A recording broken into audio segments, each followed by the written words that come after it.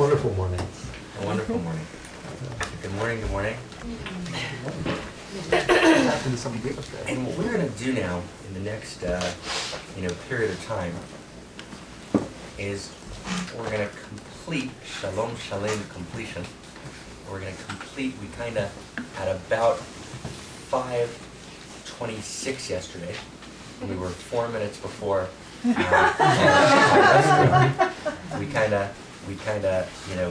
did what you might call eroticus interruptus. So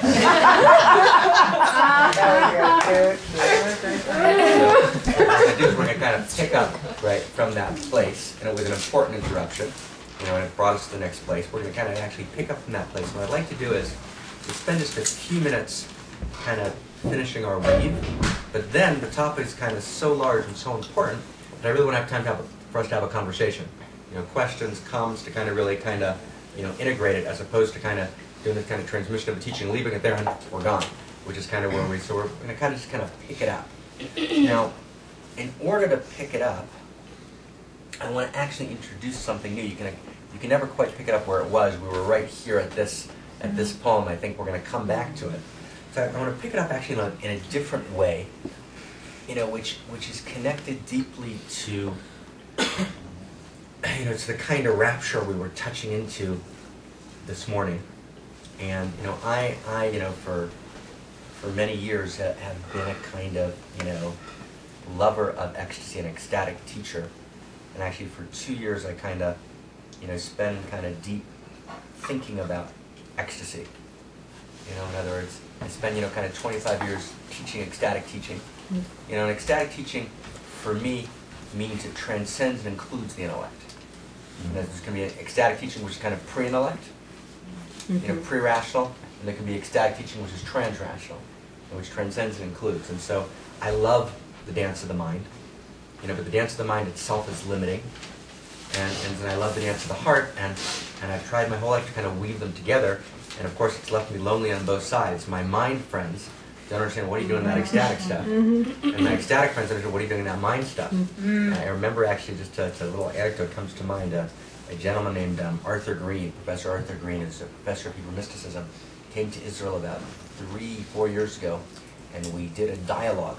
And he's a very serious scholar, and he had kind of suspiciously viewed me for 4 or 5 years, primarily because of ecstatic practice and kind of prayer ecstasy. And, he's kind of a serious writer, and when he heard that I was writing a bunch of several volumes of serious scholarly thought, so he kind of decided to kind of show up with us and come to Tel Aviv, and we had a fantastic dialogue. And there were about 100 people there, and I'd say about 20-25 people of the 100 understood what we were talking about.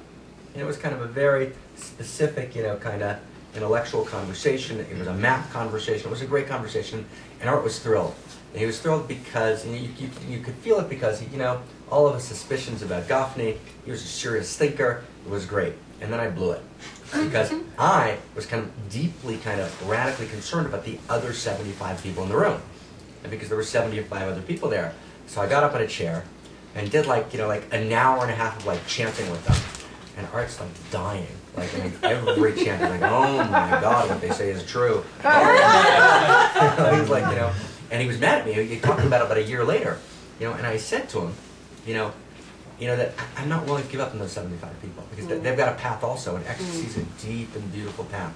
And we kind of separated, we kind of exiled either the mind or we're in ecstasy, and we don't bring them together. We bring.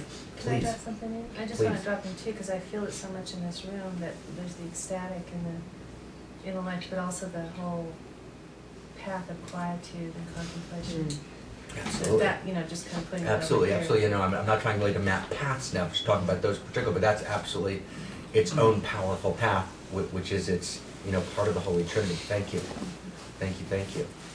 And so, just to say a word about the ecstatic path for a second, and of course, Hafez, is a wonderful, whirling dervish, on his ecstatic path. That's really what he's about. I just want to introduce a couple of categories, which will bring us back to Eros. It'll take us about 15 minutes, the whole thing. Then I want to open up to conversation to really be able to talk about this in a real way. the Baal Shem Tov, the master of Hebrew mysticism, who writes in 1760, comes out of the Carpathian Mountains. He's a writer of amulets. He's a magician, and he's this incredibly profound thinker, as a thinker, and he's a social activist. And we're not quite sure exactly where he lived or what happened. We have records. Actually, Fred Rosman at Yale actually went in Mezhebuz and found a lot of the records where he's actually mentioned in the records, and we actually know quite a bit about him historically. But ultimately, he's an enigma, and he creates what's called Hasidism. Martin Buber's Hasidic Tales is one of the expressions of that movement, and my lineage is a Hasidic lineage. That's where I'm kind of from in my teaching and in my writing and kind of my home. And a Hasidic lineage is kind of like we were talking this morning about Van Morrison. We had a Van Morrison kind of discussion this morning. A Hasidic lineage is like an Irish poet. In other words, from your unique particularity, right, you burst into a universal space. So there's a kind of lineage which you're coming from your particular place, and therefore you're closed off from everything. But actually the other way to tell the stories and to experience the story is you're so deep in your particular place that it's everywhere. Right? And you actually know with absolute radical certainty, right, that all the paths are holy. And this is the one that is the place that you're coming out of. It's your soul print path, if you will. So the Baal Shem Tov talks about what I've read as, and because we're in an integral gathering, I want to kind of frame it in integral terms, what I've read my whole life, as levels of consciousness. Right? And again, in my first conversations with Ken were really about this, and like must have been 30 dialogues, and I think in half of them we talked about these categories. So the categories are, which I'm reading as levels of consciousness. I'm just going to say them, and I'm going to talk a little bit about each one, and that's going to give us actually a container to hold the rapture. A container to hold Eros. Because Eros without a container explodes. Rapture without a container explodes. So how do you get there? What are the steps? What's the container? What actually allows it to be healing and transformative, right, in the most powerful and deep way? So the categories are as follows. They are hachna'a. I don't know if I forgot to turn this on, forgot to turn it off, who cares? Okay. We're worried the batteries may be going. Okay, that's okay. Can we get batteries now? Or would that be an interrupt to the flow? We'd really like to record this. Interrupt us? Would that be interrupt us? That would be How long will that take? One more time. Yeah. One more time. One more time. Hold that thought. So great to hear Shalom this morning, huh? Oh my God, in Wayne County. Wow. Who'd have thought? Oh my God. Thursday. Oh my God, that's so great. That's so fantastic. He's great.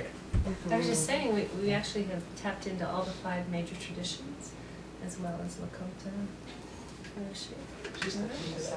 Yeah, which is really great. We have a kirtan from the Hindu tradition, we've had Jewish prayer and Jewish ecstasy, we've had Buddhist meditation, we've had Christian devotional, and we've had poems from Islam. So we're doing the integral thing. Yeah. Integral. No, it says the battery's working. What does it know? And now we're bringing in science. That's right. There you go. Technology. There you go. All these technologies. Digital is magic. That's right. That's right. Is it magic or is it I have something? this Dan, friend. you got fire kicking that muscle?